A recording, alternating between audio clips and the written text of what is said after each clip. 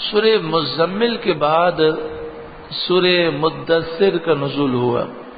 نزول کے اعتبار سے اس کا نمبر 4 ہے. اور پھر سورہ مدثر کے بعد سورہ فاتحہ کا نزول ہوا، اور سورہ فاتحہ کا نزول کے اعتبار سے نمبر 5 ہے. بندوں کے ذہنوں میں یہ سوال پیدا ہوتا ہے کہ سب سے پہلے سورہ علق نازل ہوئی، پھر سورہ قلم، پھر سورہ مزمل، پھر سورہ مدثر، پھر سورہ فاتحہ. تو اس میں یہ یاد رکھیں کہ یہ چاروں صورتیں مکمل اسی ترتیب سے نازل نہیں ہوئی. جیسے سورہ علق ہے تو اس کی ابتدائی 5 آیتیں نازل ہوئیں، لیکن باقی آیتیں بعد میں نازل ہوئیں. تو اب سوال یہ پیدا ہوتا ہے کہ جب سورہ فاتحہ وہ سورہ مدثر کے بعد نازل ہوئی اور سورہ مزمل اس سے پہلے نازل ہوئی، تو سورہ مزمل میں نماز پڑھنے کا حکم ہے، یہ نماز تہجد کا حکم ہے. تو حضور صلی اللہ علیہ وآلہ وسلم سورہ فاتحہ کے نازل ہونے سے پہلے کیا نماز میں سورہ فاتحہ پڑھتے تھے یا نہیں پڑھتے تھے؟ یہ ایک سوال. تو اس کا ایک جواب تو یہ ہے کہ نبی اکرم صلی اللہ علیہ وآلہ وسلم کو اللہ تعالی نے بے شمار علوم عطا فرمائے. قرآن مجید فرقان حمید کا نزول ہوا اور جبریل قرآن لے کر آئے. حضور صلی اللہ علیہ وآلہ وسلم نے لوگوں کو قرآن کی آیتیں بتائیں، لیکن اللہ کی عطا سے جبریل کے نازل کرنے سے پہلے اللہ تعالی نے قرآن کا علم حضور کو عطا فرمایا. ایک تو جواب یہ ہے کہ حضور صلی اللہ علیہ وآلہ وسلم سورہ فاتحہ پڑھتے ہوں گے. دوسرا جواب یہ ہے کہ جو باتیں ہمیں بتا دی جائیں ان باتوں پر ہمیں چاہیے کہ ہم غور کریں، اور اس سے دوسری باتیں جن میں غور کرنا کوئی ضروری نہ ہو اس میں انسان کو چھلانگ نہیں لگانی چاہیے. ہمیں کیا بتایا گیا کہ نبی اکرم صلی اللہ علیہ وآلہ وسلم اللہ کی عبادت آپ کرتے، لمبا قیام فرماتے. تو ہمیں کس چیز پر غور کرنا ہے؟ کہ ہمیں غور یہ کرنا ہے کہ وہ محبوب اعظم ہیں، وہ محبوب کبریا ہیں جن کے لیے ساری کائنات بنی. وہ اتنی اللہ کی عبادت کرتے تو ہم تو گناہگار سیاکار ہیں، ہمیں تو کتنی عبادت کرنی چاہیے، ہمیں تو رب کو راضی کرنے کے لیے کتنی کوششیں کرنی چاہیے. تو اصل جو غور کی بات ہے وہ یہ ہے. تو یہ آج کل یہ ایک وبا چل پڑی ہے کہ جن باتوں پر غور کرنا چاہیے لوگ غور نہیں کرتے، اور جن باتوں پر غور کرنا کوئی ضروری نہیں اس پر غور کرتے ہیں. مثلا کرامن کاتبین، وہ سیدھے کندھے پر اور الٹے کندھے پر لکھنے والے فرشتے بیٹھے ہیں. تو فرشتے تو بہت بڑے ہیں اور اللہ نے انہیں نور سے پیدا کیا، تو اب ان کی سائز کتنی ہے اور وہ کندھے پر کس طرح بیٹھے ہیں، اب یہ باتیں غور کرنے والی نہیں ہیں. یعنی اگر ہم غور کر کے اس کا کوئی جواب ڈھونڈ بھی لیں یا نہ بھی ڈھونڈیں تب بھی کوئی فرق نہیں پڑتا. اصل جو چیز غور کرنی ہے وہ یہ کہ جو ہم کہہ رہے ہیں، جو ہم کر رہے ہیں، فرشتے لکھ رہے ہیں، تو ہم اپنے نامہ اعمال میں نیکیاں لکھوا رہے ہیں یا گناہ لکھوا رہے ہیں، یہ غور کرنے والی بات. تو آج کل کا جو میڈیا ہے یہ دشمنان اسلام کے ہاتھوں میں آلہ کار بنا ہوا ہے. تو جو امت کے اہم مسائل ہیں ان سے توجہ ہٹانے کے لیے وہ چیزیں جن پر غور کرنے کی ضرورت نہیں ان پر غور کروایا جاتا ہے، اور جن پر غور کرنے کی ضرورت ہے ان سے ہمیں دور کیا جاتا ہے. اللہ تعالیٰ ان تمام شرارتوں سے مسلمانوں کو محفوظ فرمائے. سورہ مدثر یہ قرآن پاک کی ترتیب کے اعتبار سے اس کا نمبر 74 ہے. اس میں 56 آیات ہیں، 2 رکوع ہیں. بسم اللہ الرحمن الرحیم، اللہ کے نام سے شروع جو بہت ہی زیادہ مہربان نہایت رحم کرنے والا. یا ایھا المدثر، یہاں بھی یہی مسئلہ ہے کہ سورہ مدثر لوگ کہتے ہیں، حالانکہ دال پر بھی تشدید ہے، سا پر بھی تشدید ہے. مدثر، مدثر نام بھی رکھیں تو صحیح پکارے، کیونکہ جب نام ہوگا اور لوگ اسے غلط پڑھیں گے تو غلط نام کے اثرات پڑیں گے، نام صحیح لیں گے تو صحیح نام کے اثرات پڑیں گے۔ تو کیا نام ہے؟ مدثر۔ حضور صلی اللہ علیہ وآلہ وسلم کا اسم ہے مدثر، جس کے معنی ہے اے بالا پوش اوڑھنے والے، اے چادر اوڑھنے والے۔ یہ بھی نبی اکرم صلی اللہ علیہ وآلہ وسلم کی پیاری ادا کو بیان کیا گیا۔ قم، کھڑے ہو جائیے، فانذر، پھر لوگوں کو ڈر سنائیے۔ یہاں پر اتنی بات سمجھ لیں کہ وہ رب جس پر اپنے محبوب کی تعظیم فرض نہیں ہے، وہ خالق کے کائنات ہے، وہ کسی کا محتاج نہیں۔ رب العالمین پر کسی کی تعظیم فرض نہیں ہے، پھر بھی وہ اپنے محبوب کی شان بیان فرماتا ہے اور ان کی تعظیم بیان فرماتا ہے کہ لوگوں اس طرح تعظیم کرنی ہے۔ تو ہم پر تو رسول اللہ کی تعظیم فرض ہے، تو جب بھی حضور کا ذکر کریں، حضور کی صرف و صرف ہم شان بیان کریں۔ حضور صلی اللہ علیہ وآلہ وسلم کس طرح مسکراتے، سبحان اللہ، آپ کے چہرے انور کی یہ شان، آپ کی پلک مبارک کی یہ شان، آپ کی گیسوئے مبارک کی یہ شان۔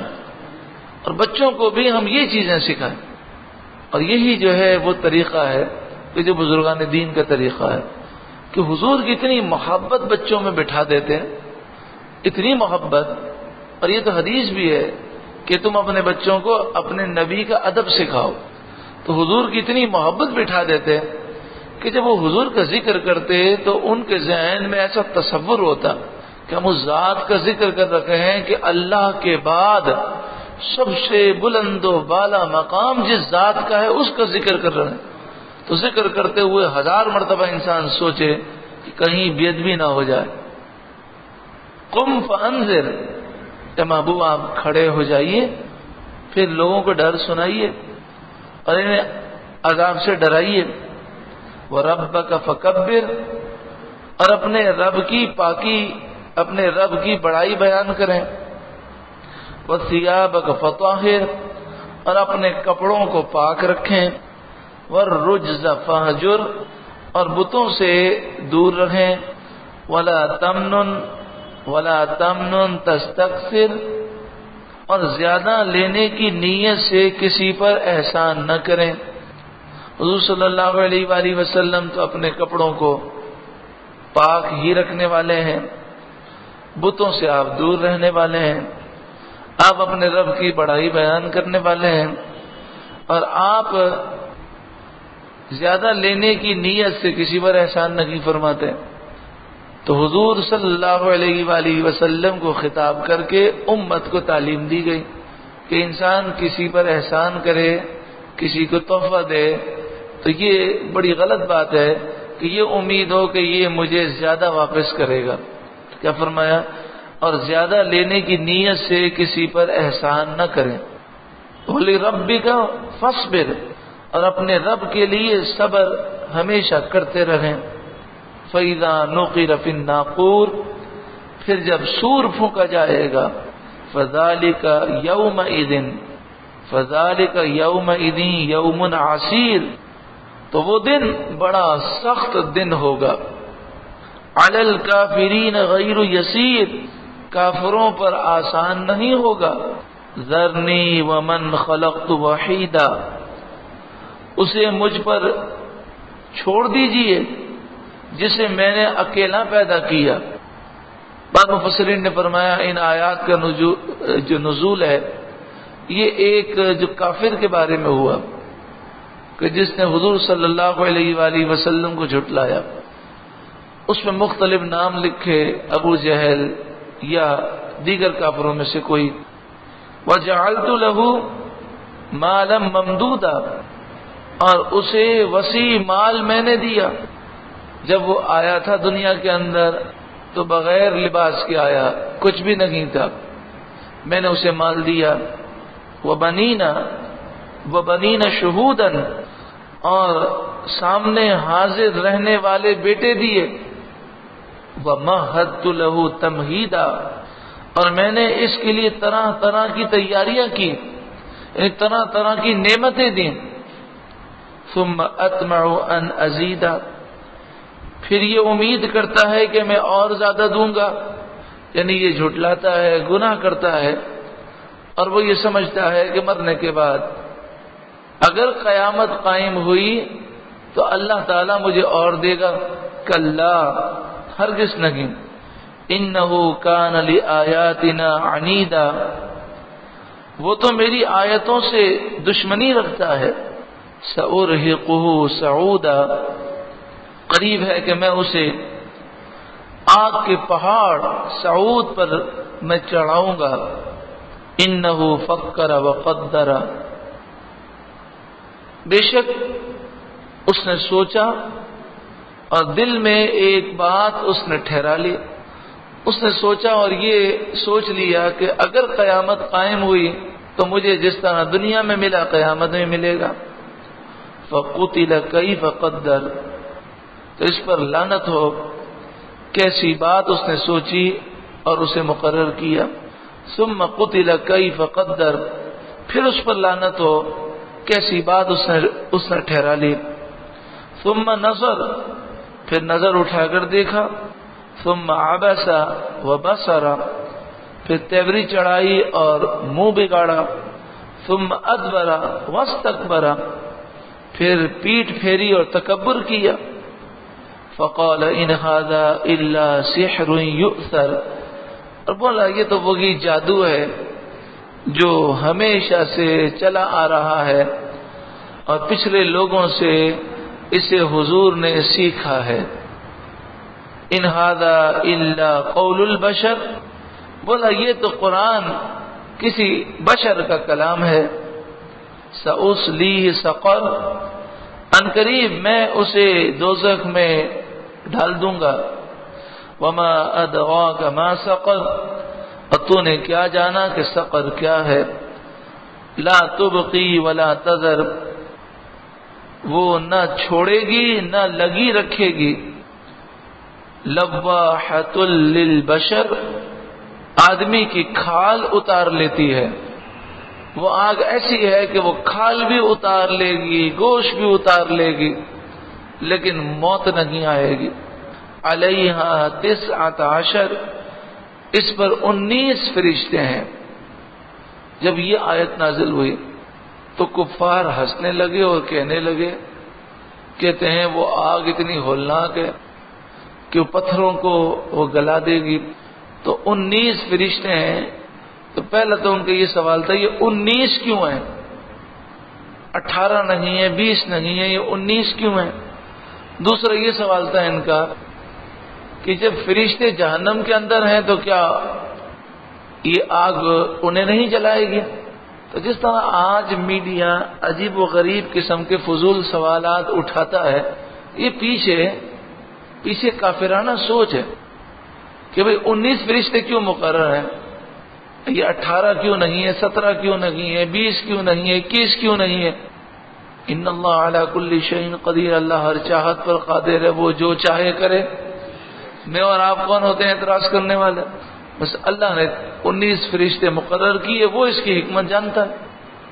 اصل یہاں پر جو سوچنے والی چیز ہے وہ یہ نہیں ہے، اصل چیز یہ ہے کہ جہنم کے عذاب سے بچنے کی انسان کوشش کرے۔ لیکن جب شیطان اس قسم کے سوالات پیدا کر دیتا ہے تو اصل سوچنے والی چیز سے انسان کی توجہ ہٹ جاتی ہے اور غیر ضروری چیزوں میں لگ جاتی ہے۔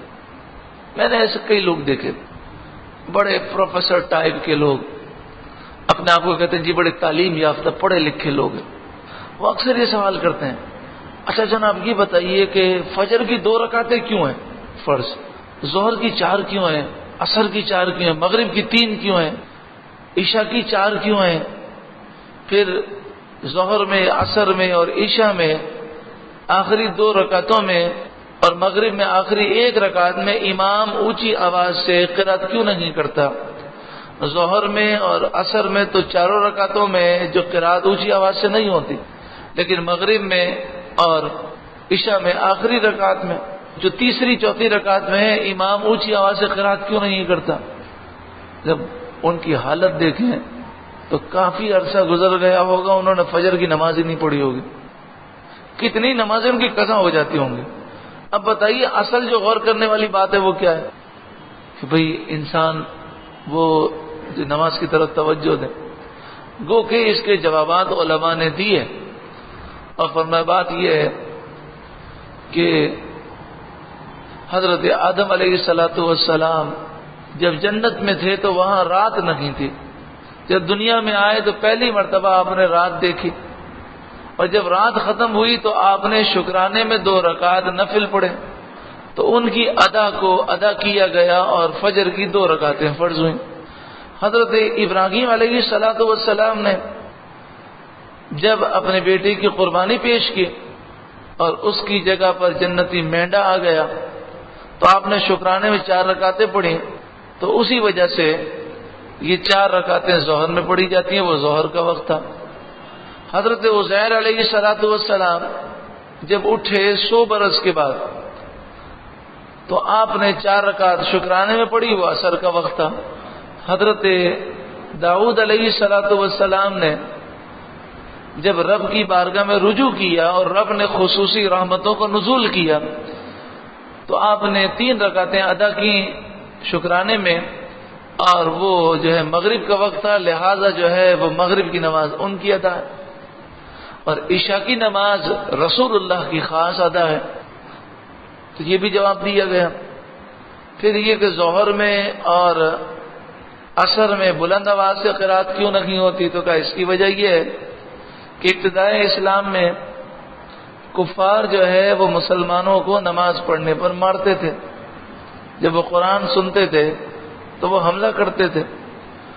تو مسلمانوں کو یہ حکم دیا گیا کہ تم نماز جو ہے چھپ کے پڑھا کرو.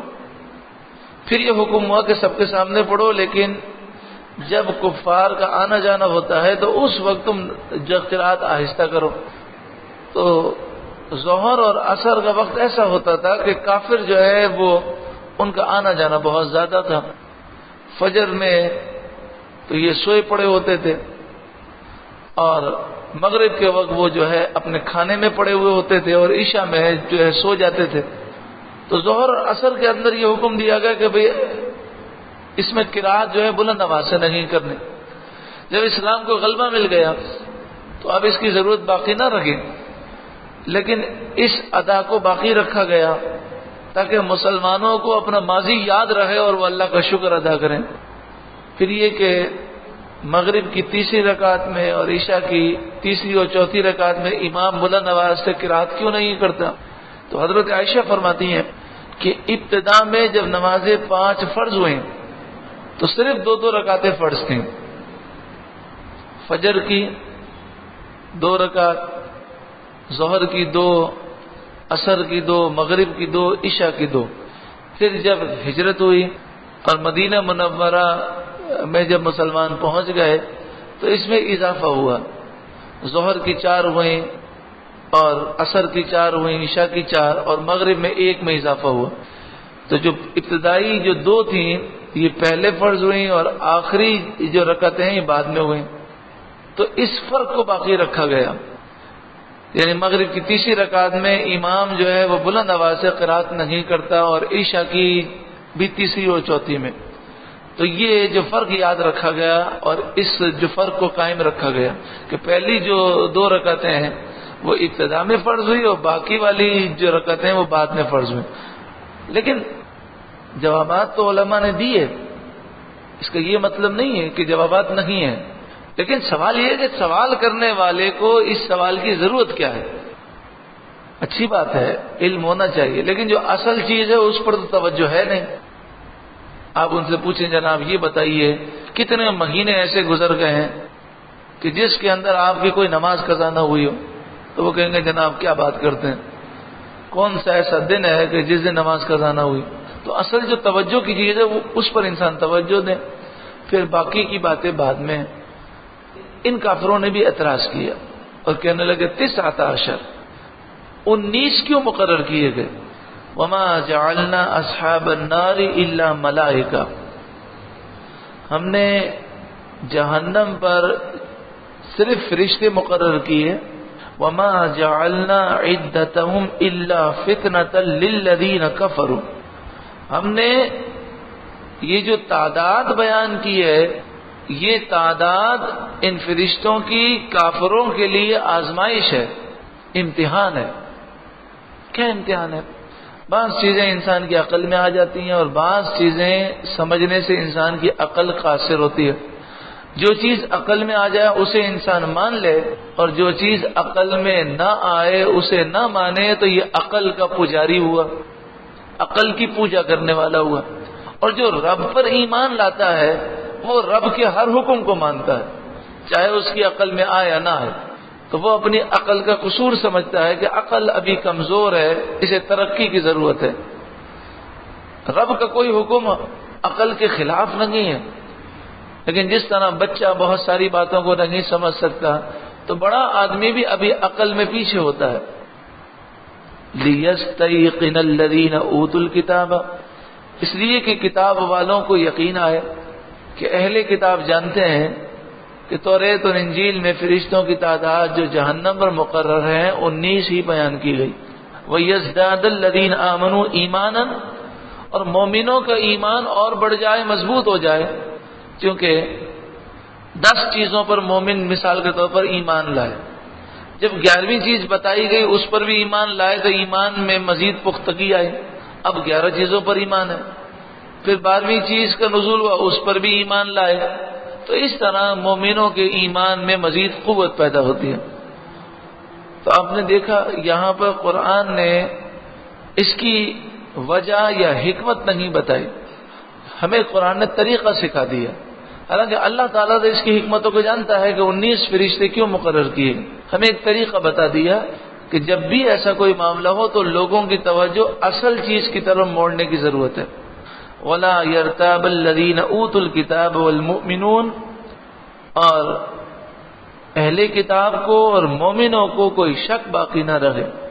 وَلِيَقُولَ الَّذِينَ فِي قُلُوبِهِم مَرَضٌ وَالْكَافِرُونَ، اور وہ کافر، وہ منافقین جن کے دلوں میں بیماری ہے، اور کافر وہ کہیں ماذا اراد اللہ بہذا، مثلا یہ مثال اللہ نے کیوں بیان کی، 19 فرشتوں کا ذکر کیوں کیا، وہ اس پر اعتراض کریں اور وہ اپنی آخرت مزید برباد کریں۔ کذالک یضل اللہ من یشاء، اللہ تعالیٰ اسی طرح جس کو چاہے گمراہ کر دیتا ہے، ویہدی من یشاء، اور جسے چاہتا ہے ہدایت دیتا ہے۔ وما یعلم جنود ربک الا ہو، تیرے رب کے لشکروں کو اللہ ہی جانتا ہے، کتنے فرشتے ہیں، ان کی تعداد اور ان کی شان کو اور ان کی عظمت کو جو اللہ نے انہیں عطا فرمائی وہ رب ہی حقیقی طور پر جانتا ہے۔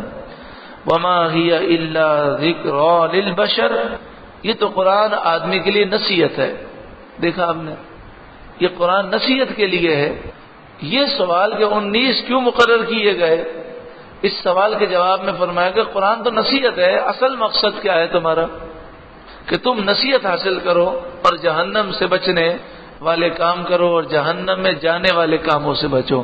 اللہ تعالی ہمیں اصل مدعا سمجھنے کی توفیق عطا فرمائے، اور جن چیزوں پر غور کرنا ضروری ہے کہ انسان غور کرے کہ میں موت کے قریب ہو چکا ہوں لیکن میں نے موت کی کیا تیاری کی، اس پر ہمیں غور کرنے کی توفیق عطا فرمائے۔